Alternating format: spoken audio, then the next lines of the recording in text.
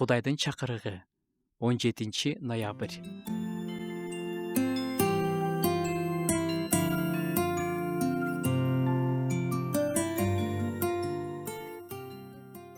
Бул дүйнөгө ылайыкташпагыла. Тескерисинче, Кудайдын жакшы, өзүнө жаккан жана жеткилең эрки эмне экендигин таанып билүү үчүн акыл оюңарды жаңылантып туруу аркылуу толугу менен өзгөргүлө. Павлдын каттарынан. Азыр биз башкалардын ою менен жашаган заманда жашап жатабыз. Башкалардын ою өзүбүздүн жүрөгүбүздөн да, керек болсо Кудайдын үнүнөн да катуу кыйкырып жатат.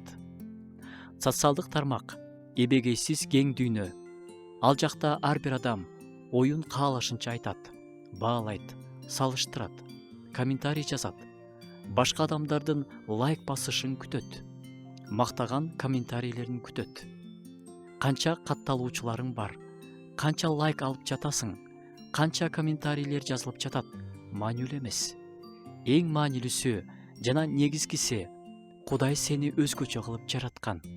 Башкалардын ою сенин өзгөчөлүгүңө шек келтирет. Мына ушундай бол, мына ушундай кийин, мына ушундай кыймылда, мына меникиндей чач, меникиндей кирпик кыл, дейт соц тармактар аркылуу дүйнө. Кудай болсо, сен өзгөчө болуп жаратылгансың, дейт. Башкаларга өзүңдү салыштыруунун кереги жок. Чындап келгенде, ошол жылтыраган сүрөттөгү адам жүрөгү жарды болуп, өзү Кудайга муктаж адам. Алардан мотивация издебе. Аларга окшошконго аракет кылбай эле кой. Сени өзгөчө кылып жараткан Кудайдын алдында өзүңдүн өзгөчөлүгүңдү жоготпо.